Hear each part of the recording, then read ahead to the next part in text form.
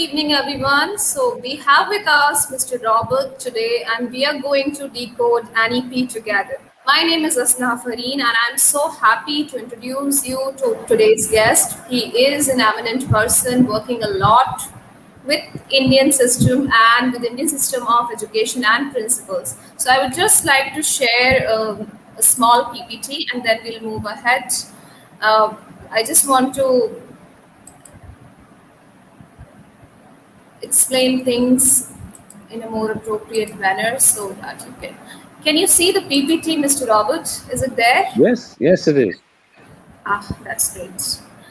So here we are today to talk about something which I'm going to start, and that is Learners Tribe International School. As we'll end the PPT and other things, you will get to know more about the school. My name is Asna Fareen, and I'm founder and director of the school. Apart from that, I'm also head of primary and PYPC of an international school, working in Bangladesh for past 2 years and into international education for past 12 years. We have with us Mr. Robert Thorn, and he generously accepted to be our advisory board member, and he's going to basically deal with professional development because he is into teachers training and he is doing a great job training the teachers. A little bit more about Mr. Robert. So, Mr. Robert is an international educator with 30 years of experience. He is the founding director of the hybrid organization Developing Real Learners, the main function of which is to help school build learning communities, enable young people to become the best holistic learner they can be, and coach trainers, leaders, educators, parents, and young people to develop holistic learning, leveraging the strength of both their culture and shared humanities. You can email him, so all the details are there. You can touch base with him on LinkedIn, and this is his website. Today, we are here to talk about NEP. NEP is National Education Policy, which was the much awaited change which we were all waiting for many years. And here we are to talk about the intricacies of NEP and how are we aligned when it comes to developing an international school which is completely online.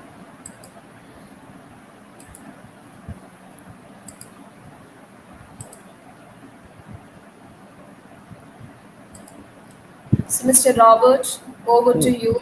You can start discussing about yourself. It's good to know about you from you. Oh, I see. Okay.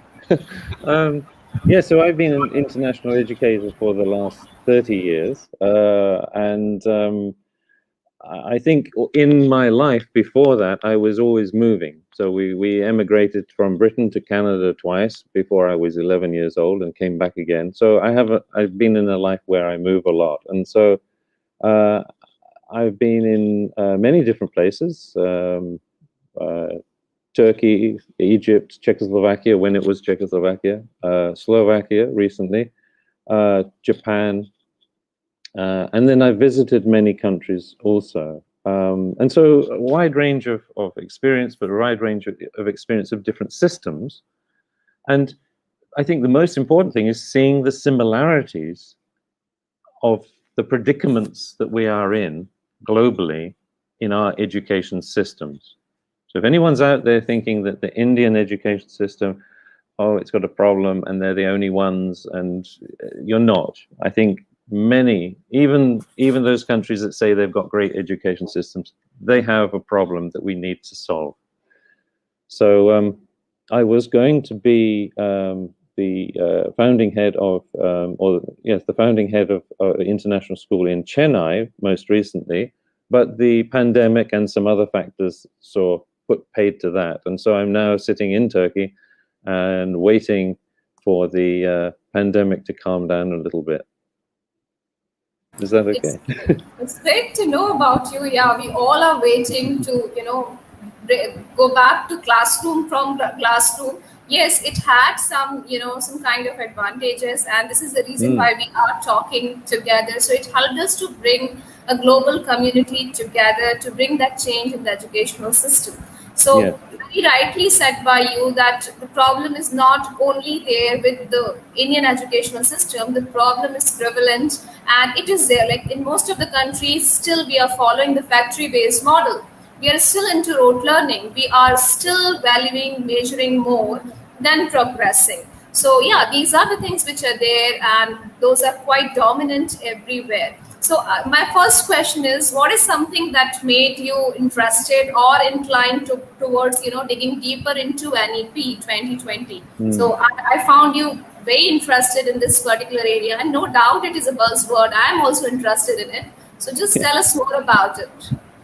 Right. Well, I've always had an interest in India. When I was at university, many of my friends were from different parts of India, and then I opened while I was still being a principal, I opened up a non-profit organization called Developing Real Learners, and that was really to spread some of the good things that I discovered on my journey through different systems, but especially most recently the International Baccalaureate.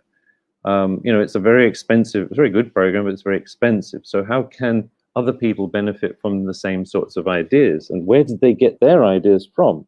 Okay, so I did a lot of research into that, and then I got involved with, I had many connections in India through LinkedIn, and then I was helping a young scientist who went back to his village and realized there was still no school in his village, and we started to use my organization to help him to develop a school in Karnataka, so that sort of thing. Then last year I heard about the ministry.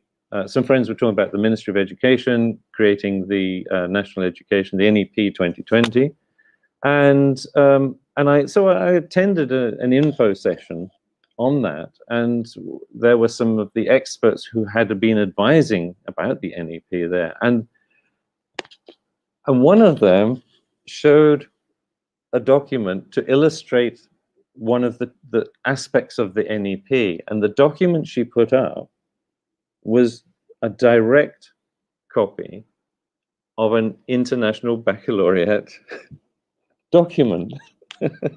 And I thought, that's very interesting. Here's me with my experience of International Baccalaureate and generally positive feelings about the ideas. Sorry to interrupt, Robert. I had the same impression because we are into IB for so many years, and most of the things we have, automatically by hearted. So it is there in our mind when we read it. So we can, wink, we can collect that no, this is something which has been copied. And when I read it, it did not come to me as a shock that NEP is something which is new. It seems like I have been doing it for a decade, because now this is my 12th year in IBPYP. So it's like I have been doing these things which are now introduced in Indian system of education. So yeah, no doubt when you read it, because that funny incident also happened with me, that I could find so many similarities. Unfortunately, I couldn't find the copied pasted text, but yes, when I read it, it was like completely inspired by so many curriculum which are already doing well. So they try to bring in, all the great things. I think all the best practices they want to bring in. So my next question to you, if you are done with the first question. I'd just like to say that that's really, they've done a wonderful job of putting that document together. And then I read, I think one sentence, there was one sentence in there that really got me, and that was, learning will be holistic, integrated, engaging, and enjoyable. And I thought, okay, that now you've got the key element. The ministry is telling you we've got to do education properly, all right? So that's how I got involved. Well, I am a product of Indian system of education only. I was in a school where we had the sage on the stage model, and the teacher was the sole dictator of knowledge. We were the passive learners. So I experienced it all as a student. But luckily, as a teacher, I did not do it. So that was, that was something which became the misconception of, my prior knowledge. So eventually, with the IB, I could get rid of what all I experienced as a student. So for me, those are don'ts. But yes, there were some great things which made me who I am today. Like I saw my teachers, they were focusing a lot on relationship, building those connections, being worried about us outside the classroom. So those were the great things. And there were few teachers who were, in a system which was not allowing them to, you know, use that teacher's ownership. What we call Yeah, in IB teachers agency. So my yeah. next question is, what are the major opportunities that you see in NEP? What are those areas which are going to benefit us? And do you find them realistic, or those are just on paper things? So Yeah. what do you say about that? I think I think it's going to take a while, and I think they know it's going to take a while. There are a lot of obstacles to get over, but the opportunities are immense. And India is positioned in a really good point at the moment. You have, I've seen people argue that the old Gurukul system was fantastic and golden age and all this sort of thing. And some people say, oh, come on, it wasn't like that. But the point is that you look at that and you take the best things for it. So, what is it about the Gurukul system and the NEP that the Gurukul system can actually say to the NEP, can speak to the NEP? What can we take from that idea and say, well, this was ours, that we used to do these things? There are examples. There's a cultural reference there to this sort of system. The opportunities are, I think, to break the top-down bureaucracy that you find in many schools. There's an opportunity for people to start treating teachers as though they belong to a profession rather than they are just workers in a factory. There's an opportunity for teachers to treat children as though they are learners rather than students taking an exam. So instead of training students to take an exam, you're developing learners holistically for life. And to be honest, I mean, that some people say, oh, that's very airy-fairy. What about their exams? Well, life is school for those children for a long part of their lives. Many years, life is school. So I'm not saying that they're not being good at school, being able to cope with school, but that school comes something different. School is a place you go to develop yourself as a learner. And if you develop yourself, if you look at the attributes of a learner, you'll find that these are actually the attributes of many things that we want, of good citizens.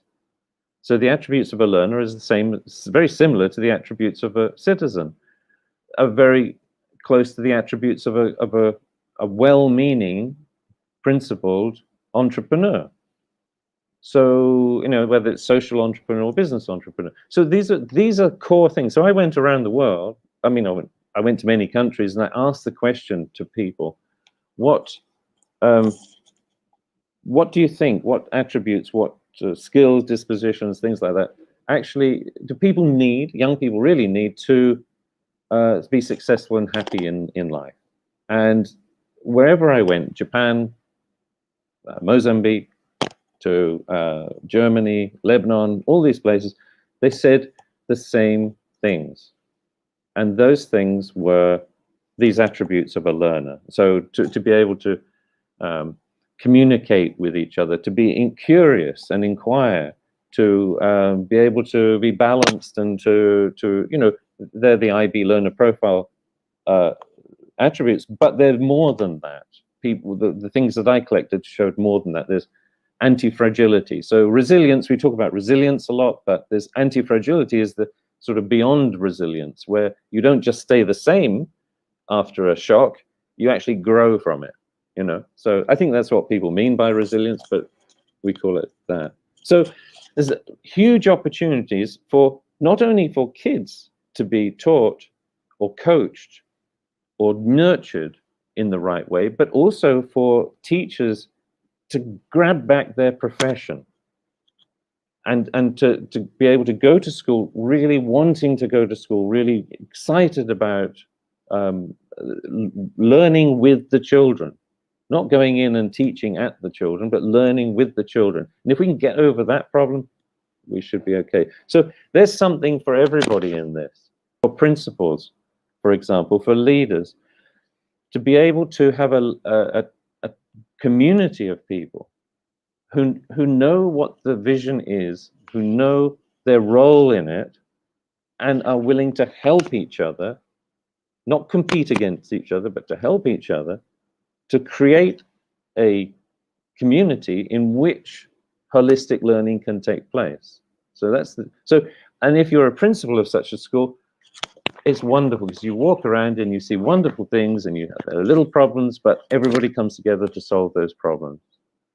And it's a lovely place to be. So it's good for everybody. Great, such a nice explanation, and I was, so glad to see that if you go to places, still, the people recognize that what is something that is required to survive and thrive in this challenging and changing world, and those are skills. And you're working a lot for approaches to learning, and it is very important that the learner know how to learn instead of what to learn, and the learner should be more interested into why they are learning that. So bridging that gap from the classroom to the real life experiences is something which Indian educational policy is looking up to. What is something that I was really interested in, the factor which they now understood equity. Like earlier, it was like equal amount of instruction, equal number of lessons for everyone. So the focus was more on giving equal thing to everyone. And as far as I know, equal is not always fair. This is very beautifully said, like equal is not always fair, and what is fair is not always equal. So the big idea of the NEP is equity, and that is something which made me think that we really need equitable educational system, which can address the individuality of a learner. Every learner who is walking into your classroom is unique. Then how come you can teach the same prescribed syllabus to each one? How can you teach each one in the same way? So it is like quite hilarious what we had been doing so far. So we were focusing on giving equal amount of everything to everyone. Rather we should focus on now equity. We should understand that learners are unique, the learning styles are unique, and they have unique experiences. Yeah. So this was a great focus, which I was really interested to dig deeper into, and there are ways to make it happen. I'm going to tell you a small incident that happened with me in 2016. There was a PYP exhibition, and the principal of a school visited that exhibition. And I was a homeroom teacher then, and he was very interested to know about that, how come this is happening. Such young children are talking about things so confidently, they're talking about global issues, and he was like quite mesmerized. While leaving, he said that who conducted all this, and the director of the school introduced me that she's the one who made it happen. And I was not the one; it was actually a huge team. But I was an old teacher, so the credit landed into to my head. So that's how I met that principal, and he said, he offered me that, why don't you come down to my school and conduct a training, something, anything you can conduct. So he said that, how do you address this kind of learning, what do you do? So I spoke about differentiated learning, and that time I was learning about differentiation like anything. I was into it completely. So I said, yeah, so this is something which really worked for me, because differentiation actually make things happen. When you do it, it will give greater result. This is not something like which is very comes as an additional thing for a teacher. It's not like that. Once you implement it in the correct way, and we got a training as well. So I went there and I conducted a training, and that was my first training, first professional development. Up till now, I have conducted hundreds of professional development. That has become my habit now. But that time it was like, oh wow, I'm here. And around 60 to 70 teachers were there. Most were in the middle age, means elderly people, middle aged people. And then I conducted the training. They really liked the training.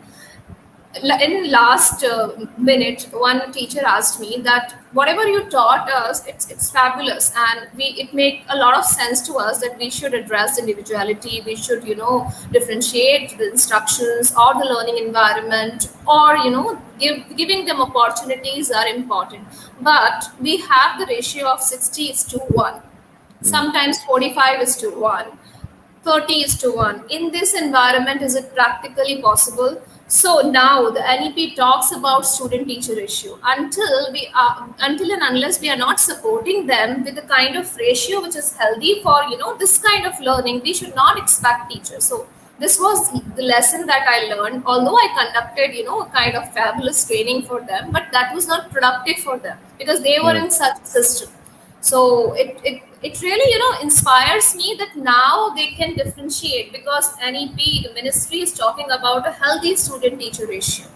And Mm. the concept of experiential learning, this very school is a top notch school in Bhopal where I belong to, and they were doing something known as exceed learning, and they were calling that it is quite similar to PYP. I said no, it is not similar, because still you guys are doing rote learning. You have certain themes, you give that to students mug up the facts, and then you apply certain strategies and call it inquiry based. Rather, inquiry is too much student led, not that much teacher guided. So I was always in conversation with this school, and my niece also, they study over there, so I have a relationship with the school, and I could see the challenges which these schools face. And luckily we belong to IB, and we do not face such challenges. We are still very much in a flexible setup where we can apply teachers agency. So my next question to you, Mr. Robert, is like, it seems like quite a daunting task for Mm. schools, leaders, teachers, students, parents, for all stakeholders, although it is bringing change for everyone. So what is your Yeah. advice? Where to start with? What are those starting points which should be there, which makes it an easy to Mm. applicable process? Okay, so there is something which I call the golden process. Um, First of all, you sit, if you're a principal or a school owner, you sit with your people and you discuss aspects of the NEP. And I would start with that sentence that I said, anything that relates to teaching and learning in the NEP, because that's what we're about. It's no, there are things like how are we going to organize the year levels and how are we going to do this and that and something else. Start with teaching and learning, first of all. Look at that sentence that says learning will be holistic. Think what that means. What does it mean to you? Find out what it means to other people. Contact me and find out what it means to me, or or you, and let's and then settle on something that you think, okay, we can do this. And then the golden process is this. The first stage is you say, what are we doing now?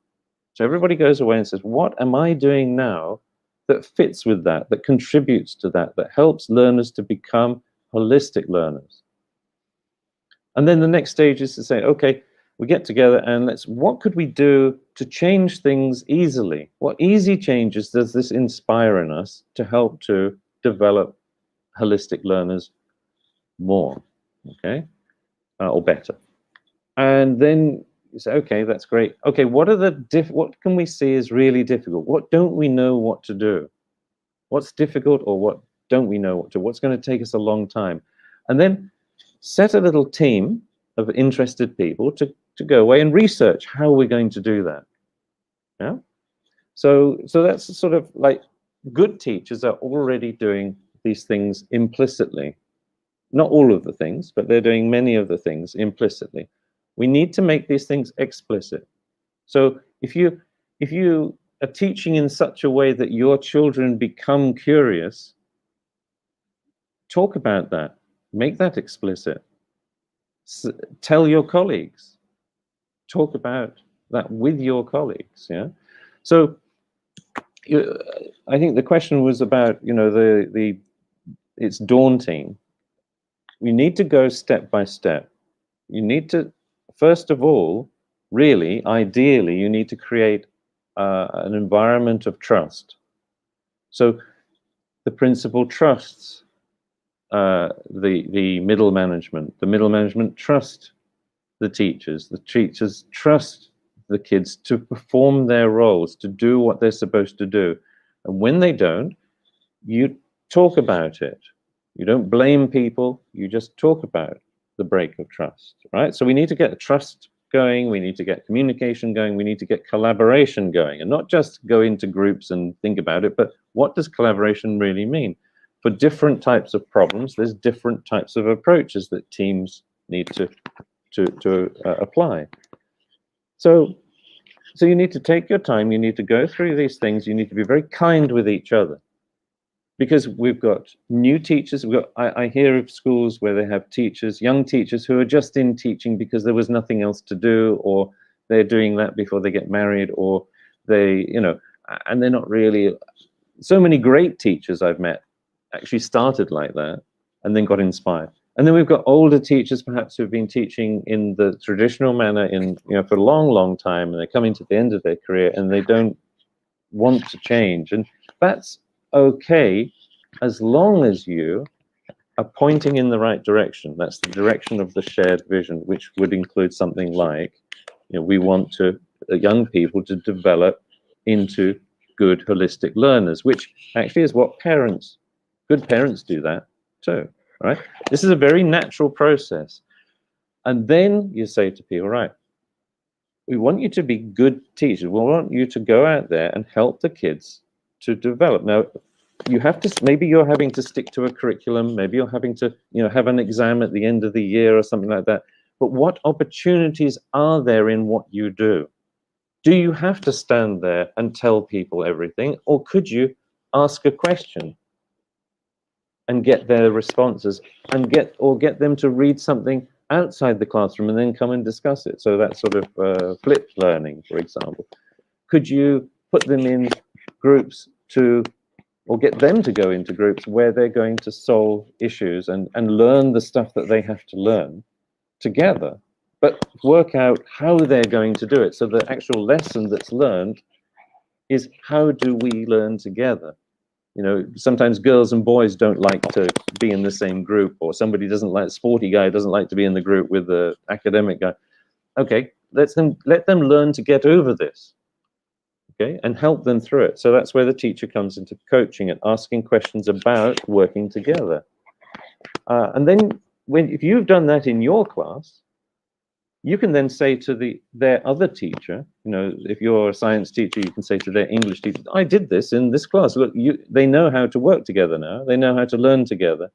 You can use that in your class. And the English teacher goes, oh, that's great. I've taught them how to express themselves and communicate in a presentation. You can use that in your class. And so this is an integration of, not of subjects, but of learning, of developing the learner. So we integrate the development of learners first, before we worry about integrating the subjects, which is sometimes quite a difficult thing.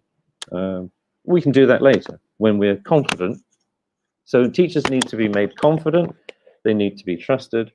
The kids need to be confident. They need to be trusted, and the principals as well. And if you have a principal who perhaps, is not sure about what to do, then the experienced teachers, or the teachers who understand this, need to support that principle, so that there's no fighting against, there's no them and us. Okay, now I know that's very strange for some Indian people to hear a British person saying, we need to get rid of divide and conquer, okay, because we have a history of that. But that's what we need to get rid of, okay? So no them and us, and to have this sort of, build a community. Right, Amazing. I really love the way you put everything in a nutshell, and the major focus is on building trust. I completely agree with you that if trust is there, and trust comes in different shape and sizes. For example, if there is trust in the classroom, the student feel and behave in such a way that there is someone who is there to guide me, to facilitate the learning, and it's okay to do mistakes, and we can learn from those mistakes. So that particular mindset which is there in the learners, that no, we need to be perfect, we shouldn't be doing any mistake, and teachers are observing, and if the teacher will see us doing something wrong, she will be, annoyed or something like that. So that particular learning environment which is conducive in nature and which is helping learners to, embrace their differences, or probably what are the commonalities are there. So it will start from the principal developing that kind of trust in the team, where the principal is not the boss and he doesn't know the answer of every problem. So an open discussion sort of, that yes, this is something and this is a gigantic thing we are going to do, and we are going to bring a shift in the educational system. These are the areas. So I was, really interested into the design thinking. If they apply design thinking in actually, in this setup, they will, bring in real changes. So the Yeah. process of design thinking can be used for action planning. Like it is a great thing to implement. The kind of meta application of design thinking can happen over here. Mm. This is what, I was talking to one of the principal, and she said that where to start with. In IB we make action plans. So the first thing first, like they should have a very smart action plan, and that action plan should involve all the stakeholders, including the parents, teachers, and students should also have a say, because they are the one, who are, ultimately going to benefit from all those things which are going to happen. And it will not take place overnightly. It's not like the NEP came and the school will become an NEP enabled school. It is a very slow and gradual process, but yes, it should be started now. So like I always say that the principal of the school should be the learner. So the leadership is there, but learnership should take place, and now the leader should think that the others in the room have more better ideas. So probably the collaboration is something which will act as a key. It can catalyze the entire process in a way like which is much required. And something that I really liked in NEP is the implementation of experiential learning. So actually it should happen because learners learn by doing. Like if we are lecturing for 40 minutes, they might take in bits and pieces of it whatever attracted them, but that actual thing is actually a time waste. The teacher is wasting his or her time because they never take prior knowledge. If they take prior knowledge also, that is just for the namesake. So making them learn is something which is required, and experiential learning is a good to start process, and it is an umbrella thing. So it is not only learning by doing. There are exploration. We need learning environment which support that kind of learning. We need that student teacher ratio which I just spoke about. We need those peer to peer connection, and we need a complete revamping of the classroom environment, of the school's policy.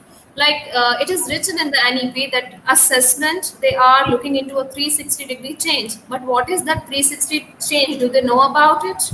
When we are still struggling, talking, battling about, that board exam has stopped, and the results are not something which is what should I say? The results are biased or done internally and all those things. So still we have that mindset, and it will take some time to understand that measuring is important. But what is the role of measuring? We are measuring to improve ourselves as teachers, and to know where the learners are in their learning journey, and to bring them there towards a learning outcome that has been identified. So there is a lot more to say and talk about NEP. But yeah, because you're here and you're doing a lot in this field, so I really want some advices for the leaders, for the teachers of the schools, those who are about to implement NEP. What are your major advices? What would you like to tell them that they should do that to implement NEP in an easy and effective manner? So I agree with you. There are those things in the NEP that say we're going to do these things, we're going to do that, but it didn't look very good when just after the NEP was launched, the next budget, I think it was the next budget, national budget, actually the education budget went down, which didn't really signal very good support for the NEP. I'm sure it will pick up, and that's probably not a problem. But let's not wait for it. Or you might find that, what if they change their minds? What if they say no? We're going to run back to the same system. I think there was a system, an assessment system, continuous assessment, was introduced in some parts of India, and then it sort of failed as an implementation, and they pulled it back and went back to. So whatever they have, well, let's future-proof ourselves. And how do you future-proof yourself? The principal needs, the aim of a principal is to make themselves, in some way, to make themselves redundant. And the aim of the teacher is, of course, to make themselves redundant, because at the end, your kids are going to leave school and go away into the world. So they're going to be without you. So you need to prepare them before they go. And getting a piece of paper saying I passed physics is not going to prepare them for very many things. Okay, it's very good to have, of course, but it's only one of the good things that you can have. So the principals need to be able to empower. I sort of don't really like that word, but let's use it. Empower their teachers. So the teachers may need some support in order to gain that empowerment. So to be empowered, because it's been a very long time you've been in that system, that sort of traditional top-down sort of system. The principals need to support their staff to be empowered. The teachers need to support their children to be empowered. Like, you are the learners. This is your education. And teachers, this is your job. You need to be growing in it. So how do you go about empowering people? Well, you have to explain it to them. This is what we're going to do, to being explicit. And when something comes up, we say, okay, let's sit and look at it. Let's sit down and let's go through it together. Let's, if you look to me to do something, I'm going to look at you and say, well, what would you do in this situation? So they're giving opportunity to take responsibility for things. And being a kind person, you are, if it goes wrong or if they're not quite getting it, you have to be sort of tough to keep going, determined to say, well, okay, so what would happen if you did it that way? So let's say they choose a way that's not very good or not very imaginative. You say, well, okay, let's put down all of the ideas and let's see the consequences of the idea that you chose. If we did this, then this would happen. Then, oh, we'd end up in the same place, wouldn't we? What if we did this? Okay, so you have to sort of guide them a little bit, but the thing is that they're having buy-in to developing themselves, because in the end you want them to be able to develop themselves. You know, a wonderful school. So I walked into a school in Spain once, and there was a Scottish principal, and he was very relaxed, and he was doing all sorts of other projects. And he said, well, how have you got the time to do these other things? Because my staff know what they're doing. And the teachers were very relaxed, and they were all doing all sorts of things too. And how have you got the time? Well, our kids know what they're doing. You know, they know why they're here, and they know how to do it. They know how to, and they know how to look after each other. So, in a class of kids, that class is going to. So I start off a year usually saying to a class, right, we're all going to pass this subject, so don't worry about that. Okay, now let's go on and let's, so the idea is that we're all helping each other to make sure that we're going to get to the stage where we can pass the test or whatever it is, or get the grade or whatever that is, and we're going to learn as much as we can about this subject, but we're going to do it by developing you as a learner. So even if you drop this subject, you're going to carry on, take those skills and those dispositions that you've learned with you and use them everywhere else. So, yeah, that was a bit of a roundabout answer. My nutshells are quite big, aren't they? In a nutshell, I could understand that you're focusing on approaches to learning, that they should know learning how to learn. They should be using those skills, because skills are something which will help them to transfer their learning to the real world. Recently, yeah. Sorry, there's Yeah. something beyond. There's something beyond that. So we've seen teacher-centered education, where the teacher is.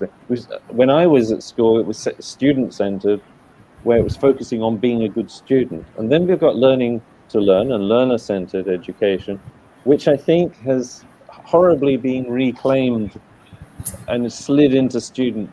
You know, it's like you're still being a good learner for school, to be successful at school, but we want you to be successful at life. So I coined a different thing, which is learner development centered. It's a bit of a mouthful, but learner development centered means that you learn not only how to learn, but how to develop yourself as a learner. Okay? It's not difficult. It's easy, it's nice, and it's so applicable because you're not going to be in school for the rest of your life. And you need to be able to develop yourself as a learner through life. We're all learners through life. So this lifelong learning is a little bit of nonsense because you can't stop being a learner because you are a human. And humans, you're born a learner, you die a learner. Now, you might not realize it, but you are. But developing yourself as a learner is an explicit, conscious act that you need to do. Sorry.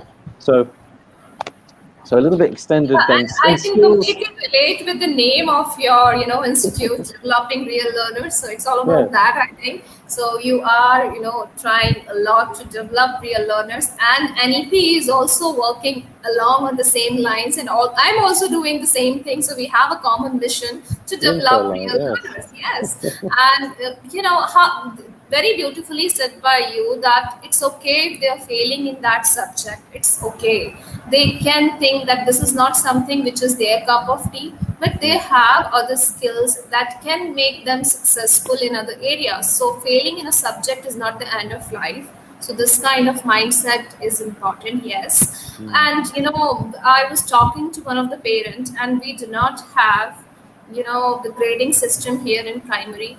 It is formatively assessed, and our the entire setup is data informed. We do not have the data driven process, and we are not giving them any sort of percentage, but we give detailed comprehensive reports, and in those reports we use descriptors. And one of the parents came to me that my child got EE in some of the areas, and in some of the areas she got ME. She misunderstood it as grades. So I told that those are the descriptors actually, but she did not understand. And then the language barrier, I speak English or Hindi, and she knows only Bangla. It was very difficult for us. And then I gave her a very nice example. It was nice for me, and it made a lot of sense for her as well, through one of the person who was acting as a translator between me and her. And I told her that, say I'm teaching your child how to swim through a textbook. She has by hearted it. And one fine day, I took her to the swimming pool and I asked her to swim. Will she be able to swim? So she said, no, certainly not. Because I said, because she has just mugged up how to swim. She knows everything about swimming, but that is just knowledge. Here we work on understanding, and those understanding can be observed, can be maintained in the form of anecdote. We document learning, we celebrate learning, and the report card is just a way to inform you where the learners are there in the learning journey. We celebrate process, not only product. So somehow I explained her, and she said that this example is really nice. It is making sense to me. So these little changes, conversation, communication, because these parents are also hardwired now. They only understand the language of marks. They do not understand, because the entire system is like that. Then I explained her, that how did we fell into the trap of marking. It all started with the bell curve, and which is used to be which was used to label people. So now what we are trying to do, we are trying to get rid of that labeling system. Rather, we are focusing on what each child is doing, how he or she is growing in his own learning process. I also gave her one more example, that say you are a gardener, and this is my favorite analogy. It is from John Hattie, one of my favorite educationists, and he beautifully explained that if you're a gardener, and you're growing a plant, what should be your major focus? You would be more worried about that I should make it grow, or you're worried about that, okay, how quickly I can measure it. So measuring comes at the end, and measuring has its own purpose. I'm not denying that summative assessment should be out of the school. It gives us some data and it helps us to analyze how we are as a system. But still, I find formative assessment very powerful. Mm. You just said that the continuous comprehensive evaluation that came Oh into yeah. scene, that came when I was doing my PG, and Mm. that was a distorted version of it, right? We were Mm. still into the same system, we were doing the same thing, teachers were worried about marks. So that was introduced when I was doing my PG in 2010.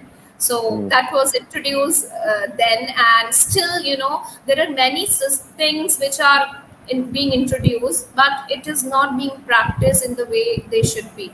Right now, I'm sitting in a country, Bangladesh, and they last revised their educational policy in 2010. Up till Mm. now, there is no revision. They have the public exam. The kids write their first public exam in grade 5.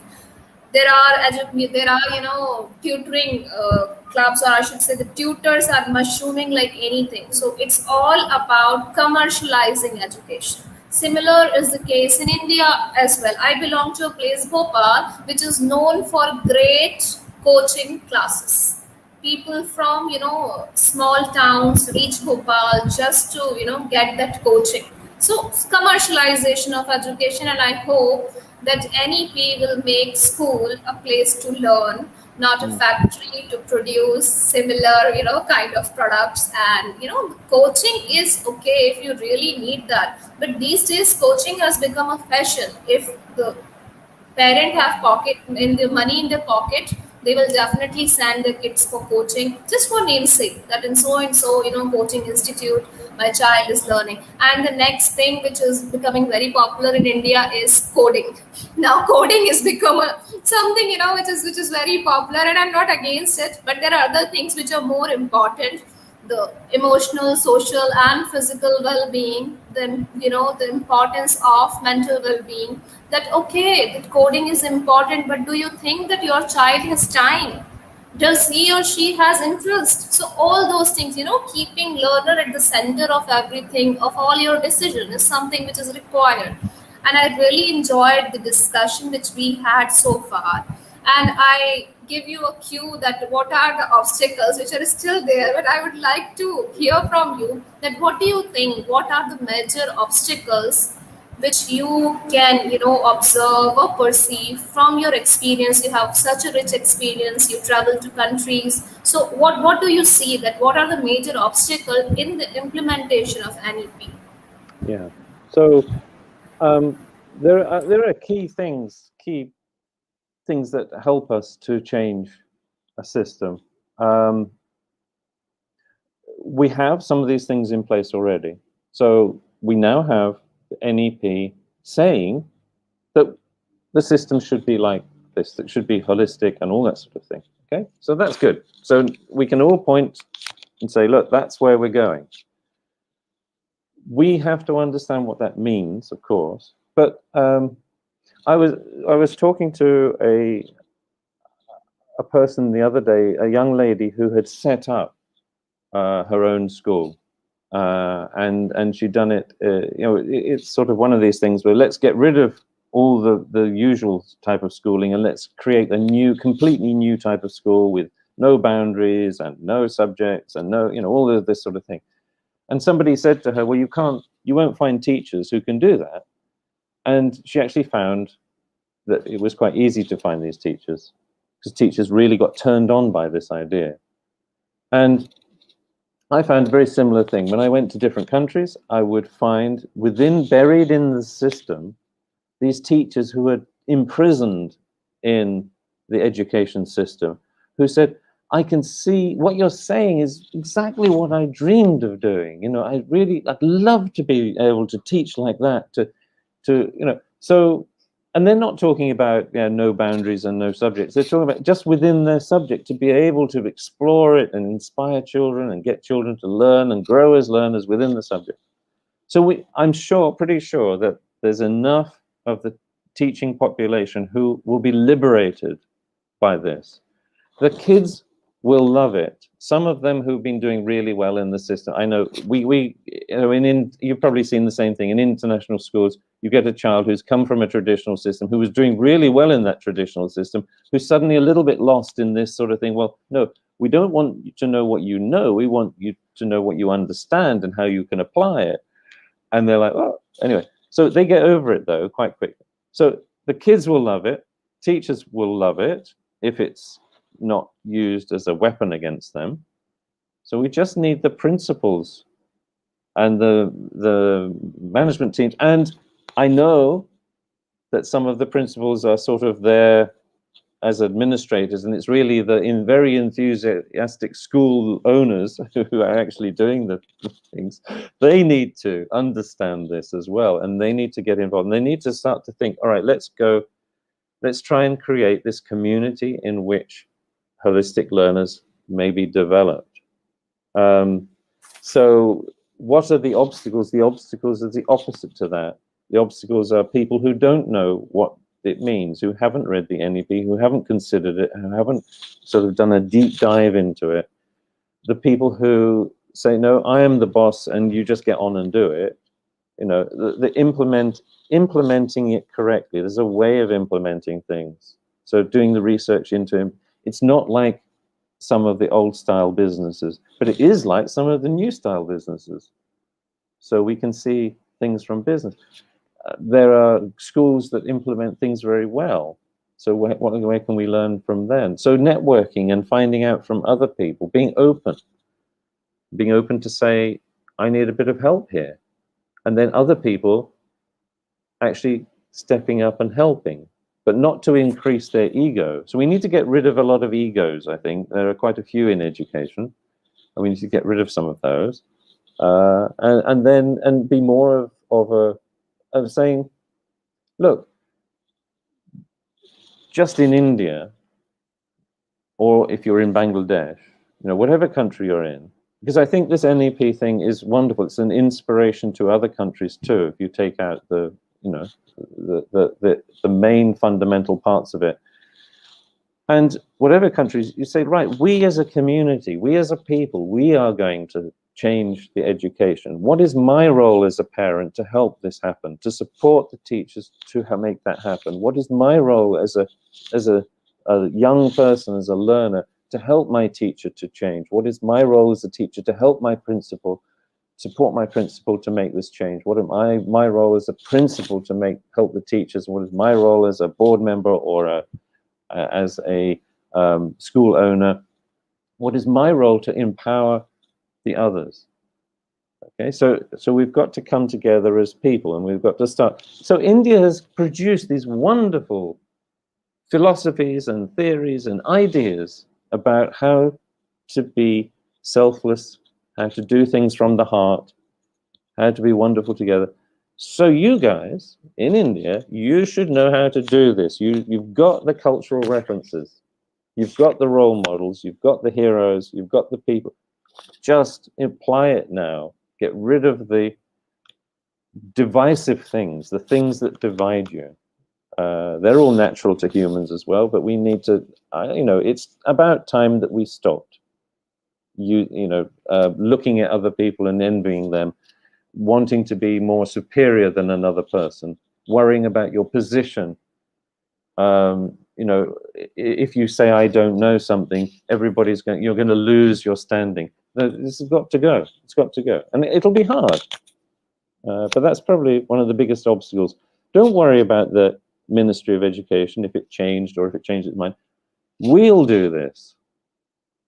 We as a community will do it. And that's what you see all over the world when you see non-profit organizations popping up and helping to support the education systems in different countries, in these really wonderfully, progressive countries. No, people are saying our education system isn't working. We need to help it. So that's what we need to do in India, and in Bangladesh probably too. Great, very well said, Robert. We need to look these obstacles as opportunities, and we need to believe in power of we. we as a community can bring those changes. Yes, there are obstacles, no doubt, and it is everywhere. Even if you set up a new international school, similar kind of challenges we face. Changing the mindset is important, developing that trust is important, and being open minded is also important. And we need to let it go. Like, if there is something which is not happening in the right order, that is a part of the process, but we eventually will reach what we are up to. And we are here to make our learners more agentic, helping them to understand why they are learning and how learning process work, instead of making them worried that how much marks I will get, what is next, developing that kind of the environment of fear. It is all I have seen myself as a student. I'll tell you a very funny incident. When I was in standard 10th, I cried like anything. It's not like that I got a bad result. There was a neighbor who got a very bad result, and I was in standard 9th. And I was very worried that what happened to this girl. She used to study a lot. If she can get, bad marks, this is going to be my future. So this was the mindset which we used to have, a kind of red race that we are just there for achieving good marks. So that love of learning was missing. Very first time when I got into a complete internship during my PG, I understood what is real love of learning, because we were experimenting, exploring things, writing down our ideas. There was freedom, and we presented what we were doing for so many months. And I could realize that was a mini kind of inquiry process that we have experienced, and that gave real love of learning. And from that day I was into something that I should be into teaching, but I should be in an environment which is flexible. And my first visit into an IB school was like that, as if like some magnet is pulling me inside. The environment was that good. There were no textbooks. The library was rich. I could see the spark on the faces of the learners, and that was something that pulled me into teaching in an IB primary school, even though I was doing my majors in chemistry and I was aspiring to become an assistant professor in some college. And the roads were open. But that particular environment pulled me into the yes, this is something which I wanted to do, and you won't believe that now it has been 12 years. I'm still with the same program, and I'm so happy the kind of learning that I have gathered as a PYP educator and also as a PYP pedagogical leader. The actual ownership, the ability to make decision, the ability to empower others. The way you said, there are times where I have no answers. When we started remote learning, we were at a big zero, and we collaboratively came together with those restricted resources. With that little knowledge, we started complete remote learning, and we have been learning remotely for past 2 years. And this process has taught me, my teachers, my team, school owners a lot. So I have seen a transformation, because here I'm sitting in a very remote area which is far away from the capital city. So running an IB school in this setup was an actual challenge, but we did it because we replaced me by we. I knew that I don't know it all. I knew my team knows it, and we actually harness the power of community. I have seen parents, quite interested into the system what we are, building up. The recent parent orientation program, the kind of questions they had, I could see the change. So, with this kind of prior knowledge, I know in India also we can bring change. As you said, there are some great teachers who are doing great things in those confined boundaries. Now, imagine when the system will change, these teachers will give those students wings to fly. And there are great lessons in the history of India. We are talking about NEP, copying, pasting certain things, but Mahatma Gandhi said it many years back that practical learning is something which is the need of the hour.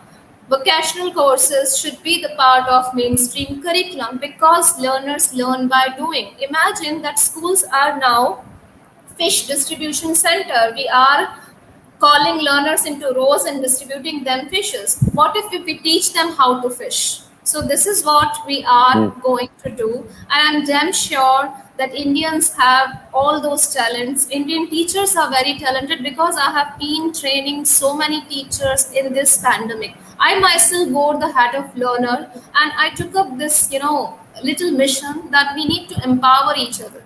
We need not to wait for people that what will happen, where what about the budget. Yes, there are so many obstacles, and that's how you are sitting here talking to me. I became the part of a T4 mission which has empowered millions of educators. Mm. I myself conducted a job like session, being network chair of this PYPC network, which had become a global event. So these are the little changes which we can bring. And I know, like, people like you, people like those who are attending these, they have a zeal to learn, and where there is a zeal to learn, no one can stop us. This is what I believe. And now my next and the last question to you is, what about learners? Like, we have discussed about all stakeholders, we discussed about what type of curriculum changes, we discussed about we should have trust, but how will it impact the learners? Like, Mm. all the focus is on learners, so how will it affect them, these young people, the Yes, implementation of NEP? yes, and I think, we talk about professional development, we talk about training for teachers. There needs to be a little bit of that sort of thing for learners as well. Obviously, with very young learners, yeah, at certain levels, there's certain things. Primary teachers should be fine with this because they are developing the character, if you like, not the character, but they're developing the person as well as teaching the things, the subjects, and that. So they're more used to it. For secondary people, they need to start to focus on bringing the learners into the process of developing this holistic approach. So it's not just my responsibility to teach you, it's your responsibility to learn. And if you give these young people responsibility in the right way, usually they love it and they take it. And so, knowing your kids. Now, we were talking about having the very big classrooms, huge numbers of children in some of the classrooms. There are ways to deal with that now. Any of you who went to the Indian Principals Network conference a few weeks ago would have seen a friend of mine who teaches ways. He's not the only person, but he teaches ways where children can be put together, and they go through a process where they form learning teams. And so suddenly the teacher isn't dealing necessarily with each person exactly individually, but with teams of people. And that sort of eases it a little bit. And if those teams are collaborative with each other, not competitive with each other, then things start to work. And it gives the teacher a little bit more time to stand back and to get to know the kids. And so knowing your children, you know how to intervene. In the old system, I'm sure in the Gurukul system, I mean, I'm more familiar with the sort of Sufi system, in this part of the world, where the teacher, if you like, we call them the sheikhs. So the sheikh would know their people really well and be able to ask a question or do something that took those people to the next level of enlightenment, if you like. And so, that's what you've got to do. You've got to know your kids well enough to be able to ask the right question. And you can do it even in those big groups. There are ways. And if you're interested, let me know and I can put you in contact with him. We'll be running courses about these sorts of things at some point soon. I just wanted to say a couple of things. We were talking about skills, and you were saying about skills are important, but there's something deeper than skills that are equally essential, and that's your disposition.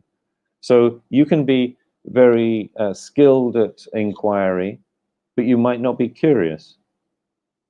So you've got to be curious, and many of the little children are actually very curious about things, but they don't have the patience to actually inquire, to actually go into the process of inquiry. So you need the disposition of curiosity and the skill of inquiry together. And that's the same for many of those things. So there's the disposition. So you can be a very clever person, you know loads of things, but you you don't have the disposition to care about other people, and so you're really very clever and very good at things for nothing, because you can't be bothered to go and help people, or you're not interested. So caring and empathy and what I call heart-mindedness, which is getting to the heart of, being determined to get to the root of it, or heart of an issue, that's very important too. And the thing about failure, so we're talking about kids, they don't need to fail. We are failing them, okay, at the moment. So what we need to do is we need to bring on that it's not a failure. Your progress is not a failure. Your progress is progress. And you managing yourself and you being able to understand and know yourself as a learner, if you can do that, then there is some success. Because I've had many children leaving school, not children, teenagers leaving school, feeling that they were failures, going through awful years of depression. And then something happens, if they're lucky, something has happened, and that switched them on and made them realize that it was all an illusion, and actually they are quite bright people, and they are quite capable people, and going on to become wonderful people, and doing things that they really love and want. But it took years to get over school. So, you know, this idea of failure is a bit strange. You need to really look. You need to have a session on that, actually. Great. I think the change that has recently happened in IB, that attitudes are now subsumed with the learner profile. And this is making a lot of sense after this conversation, because you're saying that they may have certain kind of skills, but they may not have those dispositions, or vice versa. So a child need to be, curious also, and he or she should have those approaches to learn as well to succeed in this life. Being resilient is important.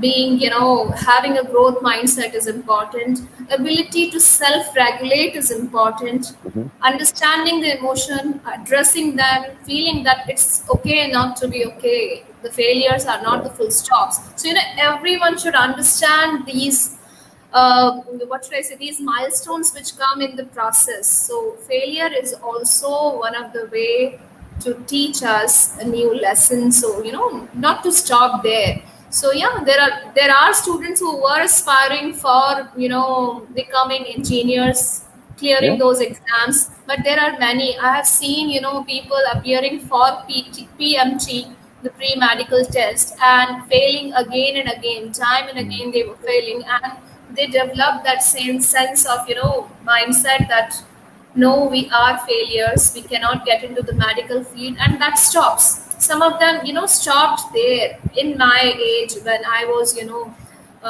doing my undergraduation, I have seen this, and that was very prevalent that time. Now parents are more aware. They know that there are other fields which are matching with the interest of my child is not a dumb. The only thing is the child is interested in something else. So yeah, that awareness is coming, and it's coming very slowly and gradually. I myself wanted to get into engineering, but my parents felt that no, this is something which is not for you. You should go into education because that's something more decent for you to do. I said okay. I was too interested into engineering. I got distinction in maths and physics and chemistry, and that stopped there. I eventually moved into teaching, and I picked up teaching just because of the love of learning that I experienced in that school. So I'm really thankful to IB that, yeah, IB made me what I am today.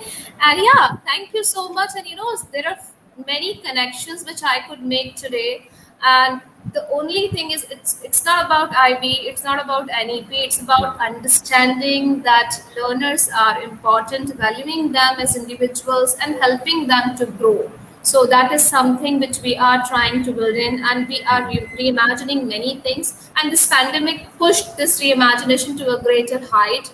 And I hope whatever we have learned in this pandemic, we will, preserve it, and will continue to use things the way we are using now, especially technology. Few days back, one of the teacher asked me that you know so many tools, and how do you learn about all those and how many tools you apply? I said I know so many tools because I have a big team and I know the purpose where to use what. So we need to filter the purpose. It's not about using more tools. It's about using the right tool for the right thing. And technology is just a tool, and technology in the hands of great teachers become great. Otherwise, none of the ed tech can make you a great learner, but a teacher can. A teacher definitely can make you a great learner. So technology is just a tool. And again, now I'm going to talk about something which we both are part of. Mr. Robert is our academic advisor for the small project that I'm building up, and I'm very passionate about that. Why am I passionate about that? I have been doing inquiry teaching. I have been doing the kind of learning which should be there everywhere, but that is something which is only confined to my school or confined to people those who are elite class, because only people from that economic status or that society can send their kids to ivy schools. But I want to make it available, accessible and affordable for everyone. So we have come up, I along with small team, they have come up with an online school that is a K5 school, and that is obviously going to walk into the same lines which we were talking about: inquiry, experiential learning, affordable learning, learning by doing, donor centric learning, and that too in a very affordable fee structure. So I'm just going to introduce you to that, and then we will felicitate Mr. Robert by a small token of love from all of us. So here we go. I'm just taking you to the presentation again.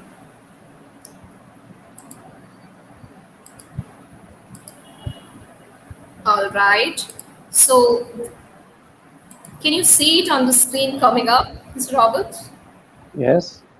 Yes. Yes. So great. Can you see a website coming up? Loading? No. No? No. Okay. So you just see the presentation? Hmm. All Learners right. Tribe. Yeah. It's coming up. Yeah. Can I just say thank you very much to all the people who've put the comments. It's very lovely, nice comments. Interesting comments. Can you Absolutely. Yeah. see the certificate on the Yes. screen? Yes. Oh, Yes. that's nice. So Yeah. I just want to say you thank you, a very big thank you for spending your time with us, giving us, helping us to gain more perspective about what is there in NEP, how it can be implemented effectively, and a lot more to learn from you. And yeah, that's great to be with a like-minded person like you. So I have. Can you see the website coming up? So sorry to ask you. Is Hmm. it there? No.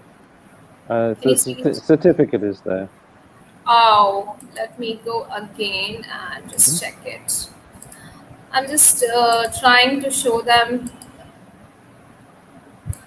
the website. Now it will come up, I think. Can you see it now? I can see something loading. Yeah. Oh, there we go. Yes, that's it. Okay. So Yeah. this is what we are building up. So the name of our school is Learners Thrive International School. It is an online K5 school, and we are going to do great things. This is my small team. You can see Mr. Robert, Miss Liz Cable, Gauri Das, and this is a team of teachers. All of them are IB trained teachers, and you can go head over to this website and explore what all is there. I'm just dropping a link in the chat box.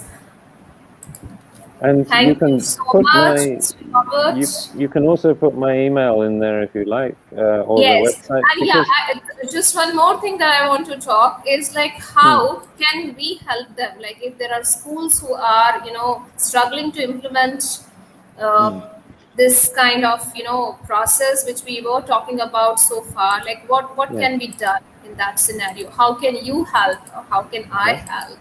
I'll answer So how will I help. so it's quite interesting. Just before this talk, I was talking to a French uh, educator in Bristol University, so in Britain, um, and we were talking about this idea of creating a place you can go to where there are all these people who like me, who want to do something to change education, and so they become a library basically of organizations looking to change. So people can look through them, see what suits their school, get ideas from them, things like that. There are courses coming up with the Indian Principals Network. I'm hoping that will happen very soon.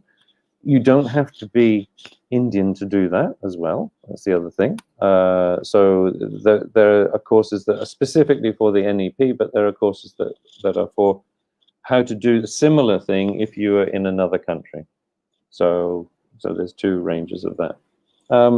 And I'd keep an eye on that, and you can keep an eye on if you contact me through LinkedIn.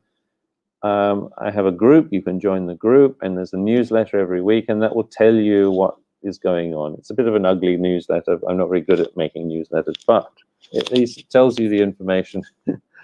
So if there may be opportunities for you, and in the group also there are sometimes opportunities like webinars like this that you can find out, and you can also get into a conversation. And what I have found, you educators out there, is we offer this and then people are too shy to come and join.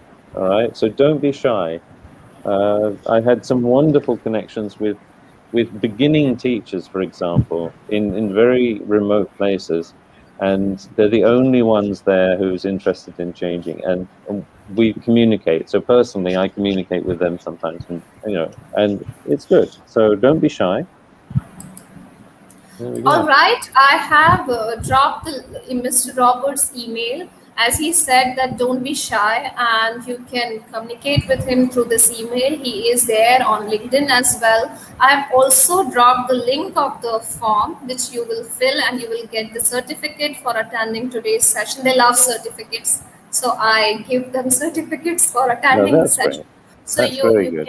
you can count down your PDRs through this certificate. So please fill this form, and I have also dropped the link of the website or school's website. You can go there and explore. It's gonna be a great learning atmosphere because I'm trying to curb the factory-based model, and I'm trying to make quality education available to all. The fee structure is very, very nominal, and the best part is the teachers are internationally trained. No matter how big is the school, no matter how much technology are you using, but if you don't have good teachers, there's nothing which can change, right? So I was very choosy about picking up the teachers. So the teachers are fabulous. We have our YouTube channels. Please head over to the website. And if you have any questions, queries, you can write to Mr. Robert. He is a very amiable, friendly person. He will reply to you whatever you are planning, and if you're stuck somewhere. So thank you so much, Robert, for your patience, for your energy, for your enthusiasm, and for your knowledge. We thoroughly enjoyed it, and I could see, amazing comments, and people were very happy with the overall thing. Yes. So many congratulations, and accept that small certificate from all of us, and I'm going to mail you that certificate soon. And much more to do with you, more collaboration. Thank you so much. Wonderful. Happy evening from Bangladesh. Bye-bye. Thank you very much. Care. Goodbye. And it's all up to you guys to go out and do this now, okay? Yeah. Thank you so much.